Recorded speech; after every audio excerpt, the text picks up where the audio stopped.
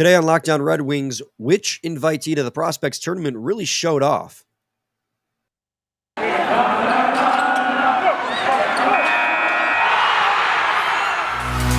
You're Locked On Red Wings, your daily podcast on the Detroit Red Wings. Part of the Locked On Podcast Network, your team every day.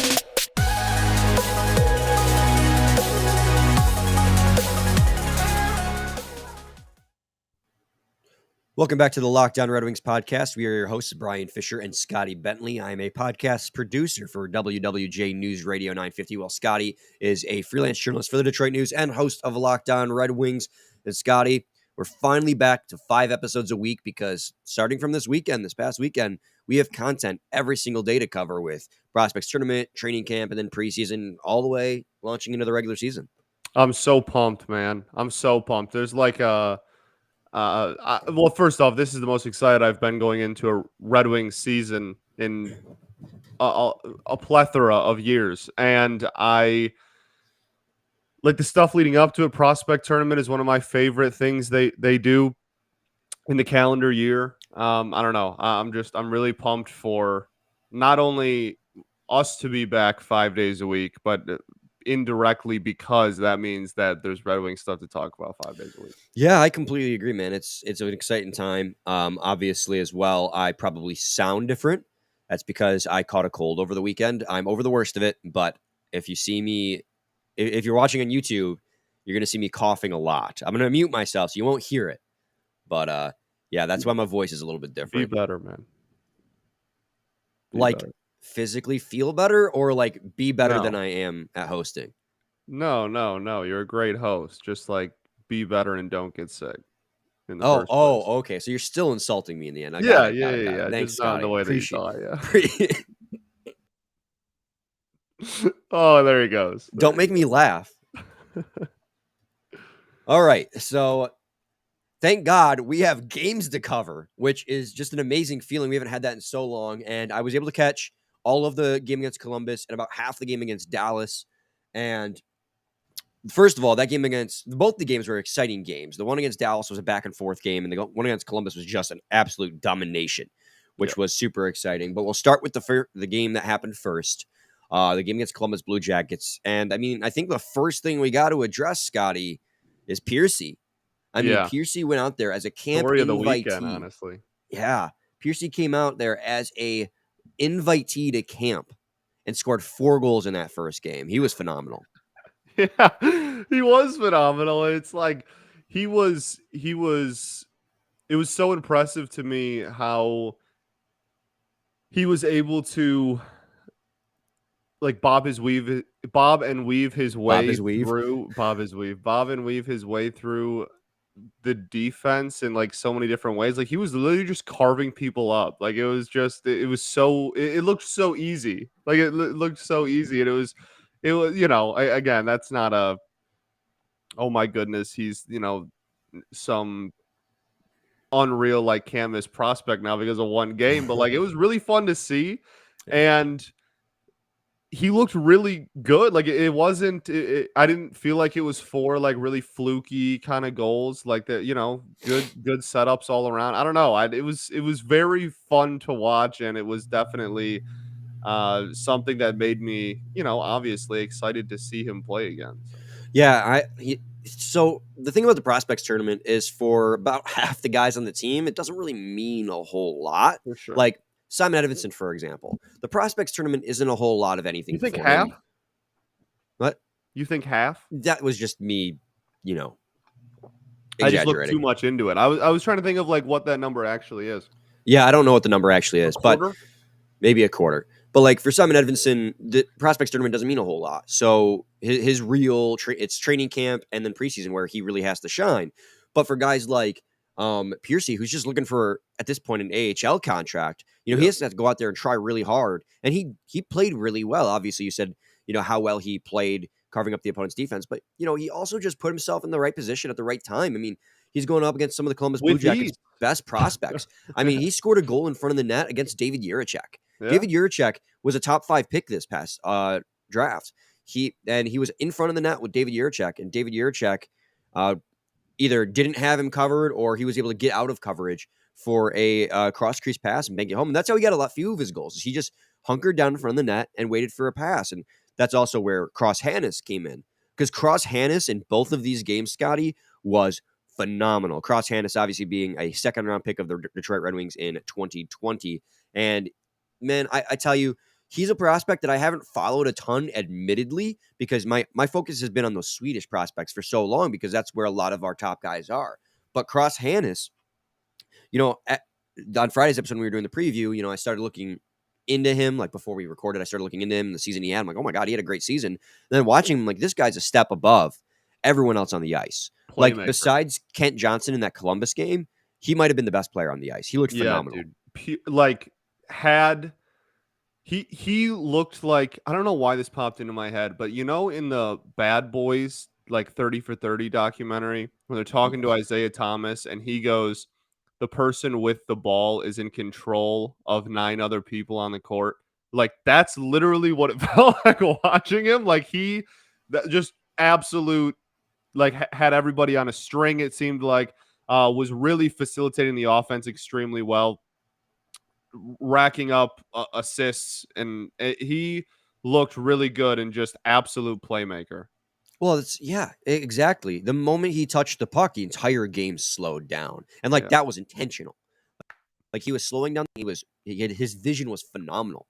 Like, he would wait and he would create space for his teammates to get open. He got his though off too. Like, he got his shots off too. It wasn't, I'm not trying to make it sound like it was just he went out there and was only looking to pass. Like, he was the perfect balance of, like, right when you think he's going to pass, he's going to shoot, and right, like, aggressively patient. That's what that's a phrase I use all the time on Locked On Tigers, is aggressively patient, and that's like pretty much what he personified. Like, he really was just, again, like, pure playmaker in the sense of the best option is what he is going to execute, whether that's him taking a shot at the net or dumping it off to somebody else. He looked really good. Yeah, I mean, that's how Piercey got a couple of his goals, or just those cross crease passes. So, yeah.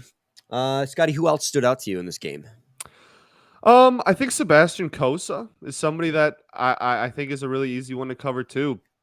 I thought he looked really solid. There's definitely a lot of strides and like improvements left until he reaches the NHL level, but that's not news or anything to anyone. But I thought it's just watching him, because we haven't been able to watch like hours of him yet. It's so incredible and clear that he's so athletic for how big he is. Like, he's such an athletic human being for being as large as he is. And that was very apparent. And yeah, I really liked what I saw from him. Like I said, there's still a lot of kind of like nitpicky small stuff in net that I think he probably still needs to work on, but he's really young and still a long ways away. And I hope he's in Grand Rapids soon. Yeah, I think he will be. I think Grand Rapids is where he's going to be this season. And I think we talked about that a couple of weeks ago. Yeah. For the doubters out there, and no, I'm not one of them, but for the doubters out there, it had to have been reassuring to see him play so well against his peers, because that's really, I mean, that's all you can ask for, is him to dominate his peers, because then he can take the next step. And so this just further proves that, he's ready for the professional step. He's ready to go to Grand Rapids and perform really well. And, he didn't get like an entire game's worth look. So we don't have a lot of tape to look off of. And again, it's prospect tournament. Exactly in half. Yeah. I think so. I think it was like almost exactly 30 minutes. Yeah. Because he got Sunday off. I know that, because it was him. Right. Bednar, on Saturday's game. I think he got 30-30. So, actually, it wasn't. I'm looking at the score sheet now, and he got 30 minutes. He faced 18 shots and made 17 saves. He looked really, really good. And then, we'll talk about Bednar when we get to Dallas Stars game. Love Bednar. But, Bednar's great.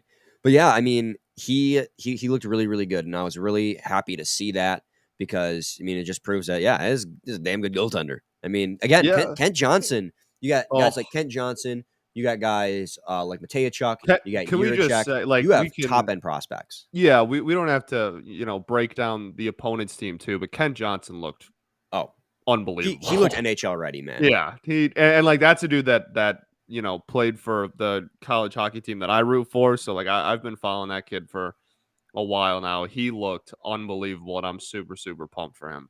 Yeah, I'm extremely pumped for Ken Johnson because, like I said, just he was.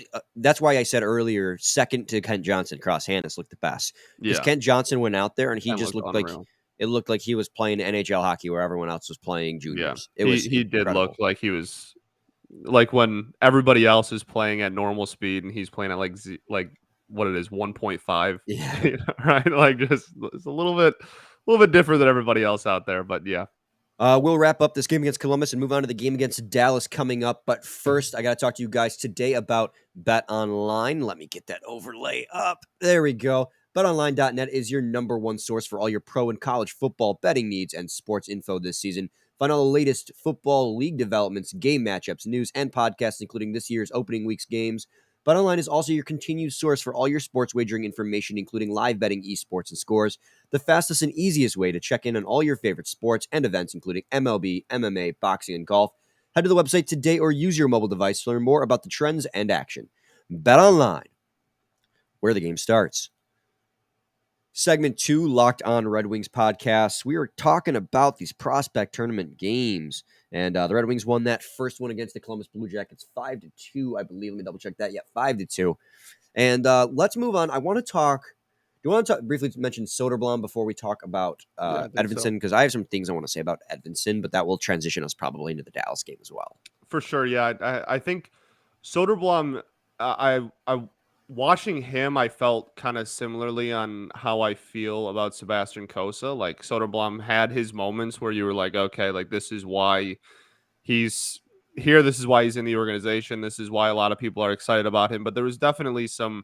Honestly, I thought most of the things I thought were negatives. Like I don't know. I'm not going to be too negative on anybody in a prospect tournament, but some of the things I circled as not great things were defensively. I didn't think he was like he uses his size on offense like he did for both games, right? Like we saw it definitely on Sunday too. We'll talk about that, but no, like I thought his the passing was good. I thought most of the offense was pretty solid, but I still think I expect him, or I think that he should be really solid defensively again, given the natural and like physical tools that he has. I feel like it should be defense should be something that should be a what's even the phrase I'm trying to think of should be highlighted for him. It should be something a strength for him, and I think that that's probably the only thing on Saturday's game specifically that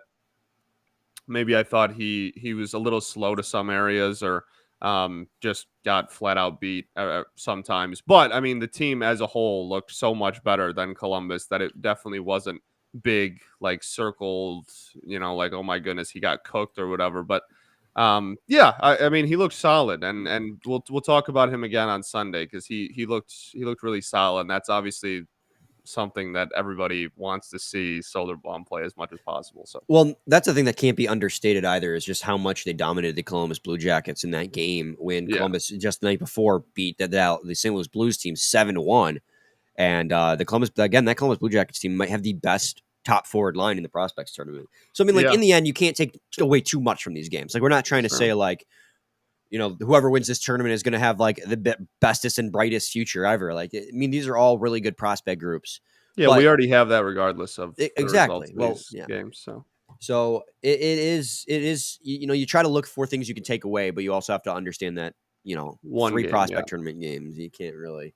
yep, But speaking of trying not to take too much away from these games, I'm being honest. Simon Edmondson in these two games didn't really impress me too much, and I don't yep, think that I don't want to say it's not from lack of trying because I think it actually is from lack of trying. I think he was being very casual in those two games, and I understand why if that's the case. And I could be completely wrong. I could be looking way too far into it. But watching him play, it looked like he was kind of barely skating. Like I was watching him at least in the because of the game and a half that I got to watch, and I was just like, this is not. I wouldn't. I mean, again, I'm not going to say concerning. I'm not going to look too far into it. I think what happened here is Simon Edmondson realizes that the prospect tournament, for his sake, means probably very little. and he's trying not to get hurt ahead of the time because he really needs to play in Traverse City, or not Traverse City. This is Traverse City. He really needs to play during training camp and preseason to impress. That's when he really has to try super hard. So him going out there, and that's when I said earlier in the first segment, is like for some of these guys, the prospects tournament doesn't mean a whole lot besides it just being a fancy showcase. It'd be prospects versus prospects. So I feel like with him, he probably realizes that like this doesn't mean a whole lot for me. I need to really turn it on during training camp and preseason to show my stuff. Because I don't think Simon Edmondson, I don't think that he is a lazy player by any stretch of the imagination. I think he's just trying to play safe. And not that he played horribly either. I mean, in those games, he was a +2 in the game against Columbus. And let me check here. In the game against Dallas, he was just a -1 in a 5-4 loss. So he didn't play horrible by any stretch of the imagination, but he definitely didn't play great. So I think that was intentional on his part. I think he knew his situation and he was just trying not to, like, we saw it last year with Jacob Vrana on the first day of training camp. Like, he's just trying not to pull a groin immediately. Yeah, no, and I don't even know if it's. I mean, like, yes, it's obviously stuff off the pedals that you don't risk. You don't want to be the most aggressive player ever in the prospect tournament when you're trying to fight for a roster spot. But even just like you said, this game doesn't really mean these games don't really matter too much. Like, I don't know if that's too dramatic to just say like they don't matter, but to him, they really don't. They're not really that big of a deal. So I agree with you. I mean, he definitely, we've heard about the skating for so long, right? Like that's been the thing that that everybody has always highlighted with him and has been one of the biggest traits that he carries that everybody is super excited about. And we did not see any like elite level skating, that is for sure. No. Like that was not It looked a like he was taking half strides at times. yeah, that was not a gear that was like activated during this weekend. He certainly did not reach that. But yeah, and honestly, I don't think people are going around like, "Oh, that Edmondson kid like stinks," No, because nor you know should what I you. mean. Like I think the fan base kind of, I think everybody pretty much all realizes, hey, like this, it's not really that big of a deal. This tournament isn't that big of a deal, and it's certainly not to Edmondson. Um, I I don't know. At some point, what do you just like start playing other people a lot more? That's a good question. I mean, that's really, again, that's what this tournament is for, right? It's more for the guys who got invited trying to earn a contract than it Right. is Like for would these top end prospects. So I this mean, is I would. yeah, like this is clearly not going to change Like that's why Piercey was on the top anyone's line. right. This is clearly not going to change anyone's opinion positively or negatively on Edmondson. So like at what point do you just go like, okay, we're going to give someone who's fighting for an AHL spot like a little bit more minutes and maybe take some away from Edmondson. And not like he was playing, 35 a night or anything, but I don't No, know. yeah. So again, that's why I wouldn't even be surprised if management came to Edmondson and was like, you know, don't go out there and bust your hump. We don't need you to get hurt. I wouldn't be surprised if that was even a conversation that was had. So again, Yeah. you just like, I'm sure we're not the only ones who notice this. People are probably like a little concerned. If you are, don't be. This was purely intentional. Edmonton's got a high motor. He was rookie of the year candidate last year in the SHL. He's very good. Yeah, judge it on preseason games because then Yeah. then he's going to be fighting for a roster spot. He's going to be busting his behind in those games. So wait to judge his performance specifically for those games rather than a prospect tournament that really doesn't mean a whole lot. Absolutely. Also, let's get to our second break real quick because we're at 19 minutes. But then when we come back, we'll talk about the rest of the players in that Dallas Stars Red Wings game coming up. Segment 3, Lockdown Red Wings podcast. Almost said prodcast. It's a prodcast. What do you think that is? I don't know, man. Dallas Stars versus Detroit Red Wings. That was a back and forth game if I've ever seen one. Detroit Red Wings ended up, great game to watch. yeah. Holy cow. Stars ended up winning 5-4. It doesn't matter. Who cares what the score is? You're looking at It was 0-0 after the first. It was 5-4 final. That was crazy. Yeah, it's crazy. Crazy. Let's go back to Cross Hanas again. I mean, he scored a goal in this game thanks to a beautiful pass from Elmer Soderblom, secondary assist, Simon Edmondson. But a cross ice pass to Hanas, he got the breakaway and he buried it. He just continued looking really good.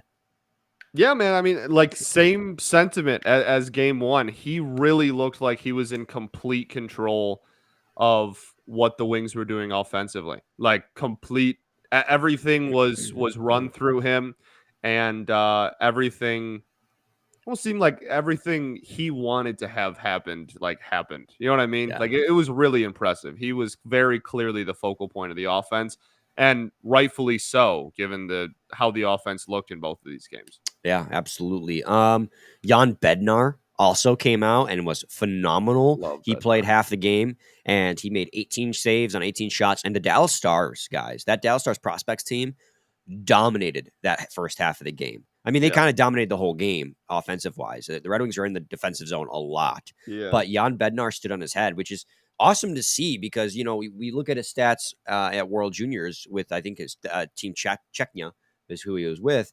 I mean, it was a little, and that Czech team's not as good as the all the other teams, but they're still a decent team, and he just didn't perform that well. I think he had like an 850 save percentage in that tournament. So for him to come out in the prospects tournament and dominate his peers in that period, first half of the game, is really reassuring to see. And you know, he could be a solid AHL goaltender, I think. I hope so. I love Bednar, man. I'm glad that we talked about it when the rosters came out. Like I'm really glad that he got a spot on this team. I'm really glad he got some playing time. I love it. And yeah, I thought the 30-30 split thing all weekend was kind of fascinating, but not in a bad way. Just I don't know, unique. I guess if you want to make sure that everybody's getting as much playing time as possible, that's the way to do it. But I don't know. I would have liked to see 2 periods out of Cossa and Bednar, and instead of pulling them halfway through. I don't know. That's just kind of nitpicky. But yes, I thought Bednar looked really good, and I think for a team that over the last few years has struggled so much with organizational depth at goaltender, anything we can get there to increase the depth at that position, I'm going to be really happy about. So, Yeah, and he played good in the QMJHL this last year. He had a 912 save percentage out there, so you know he's playing really well amongst his peers. It's just hopefully he can take that next step soon, and really, really, you know, just get him in the Grand Rapids level, see what he can do. If he can make a name for himself as a fringe NHL backup, like I'd be really happy with that because once Kossa's on board and Nedeljkovic and Husso are gone, if they don't stay long term, I mean, we're going to need a backup, and I'd love to have one that we grew inside the farm. for He looked sure. great. He did. Other guys that looked great in that game was also you got a great game out of Kirill Tuyatev.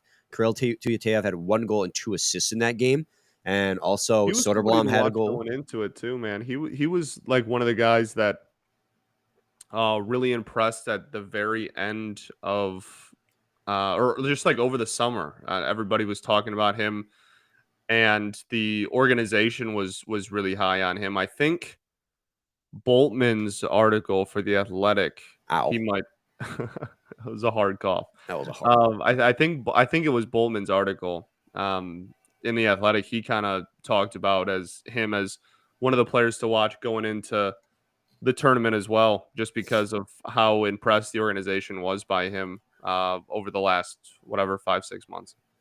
Yeah, he looked really good. You had a goal from Soderblom, and I believe did Amadeus get one too? I think Amadeus got one. Let me double check. Yeah, he got an assist. So you got an assist from Amadeus Lombardi, who had a great development plan. Nice. Huh? I thought he looked Yeah. significantly I thought Soderblom looked significantly sharper, I guess. Yes, is the word. I would agree. I thought he looked way better on Sunday than he did on Saturday than he did on Friday, rather. I thought that I think sharper is the word I want to use. He looked way better. It was way quicker to spots. And that the goal was great setup, great execution. Well, Edmondson had an assist as well, but Albert Johansen, let's talk about him for a moment because in that game against Dallas, he actually played really well. He had 2 assists. He had a monster hit on Friday too. Yeah, but he had a monster hit He did on Saturday, and he finally turned it on. So, I mean, again, you can't take away too much from these games.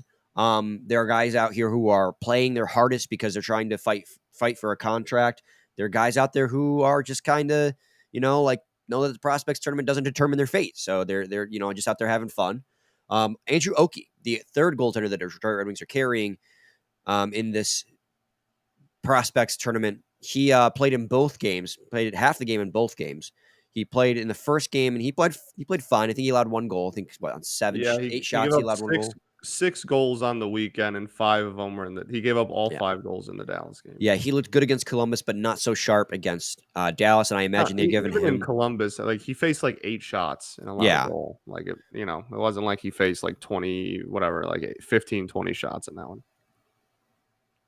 So yeah, I mean, wasn't too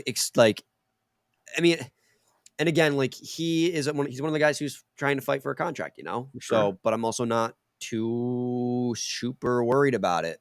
I mean, Dallas was all over the Detroit Red Wings in that game, so he also didn't get a lot of breaks. For sure. Yeah, no, and yeah, like at the end of the day, it's goalie organizational depth, and if one of him or Bednar ends up giving us solid depth at that position, that's kind of a win. We don't really need to hit on every single person that ever has played for us ever. So, we'll see what happens. Like, yeah, we'll see what happens. Like, certainly not writing anybody off over a weekend, but definitely not the greatest of performances. Yeah, but hey, again, prospects tournament. Don't take too much away from it unless it fits your narrative, as Scotty would say. Yes, correct. Only take away from the prospects tournament if it helps your narrative. And because it fits my narrative, Riley Piercey is going to be a Hart Trophy winner. Evidence? No, he looks great. He's trending upwards, man. Invest in stocks now, man. Stocks are high. Is there anyone else, before we wrap this up, anyone else who stood out to you or you feel is worth a mention that we haven't mentioned? I think we covered everybody that I had circled. Yeah, I think we did. I really cannot stress how good Cross Hanas looked, to be honest. Yeah. He looked great. I'm sure you've noticed if you're watching these games that Red Savage and Carter Mazur, along with the other NCAA players that the Red Wings were not at the tournament. That is because they went back to school. So that's why they weren't there. It's not because they weren't invited. So don't worry about that. They're doing fine. Red Savage is doing fine. Carter Mazur is doing fine. They're all just at school, getting an education. Any final thoughts? We ball. We absolutely ball. We'll be back tomorrow. 5 days a week, baby. As we cover that final game of the prospect tournament the Red Wings are going to be playing in. They're going to be playing early on Monday, 11 a.m. against the Toronto Maple Leafs prospects team. So we'll have that for you guys on Tuesday's episode. Same time, same place. It's your team every day. Every day.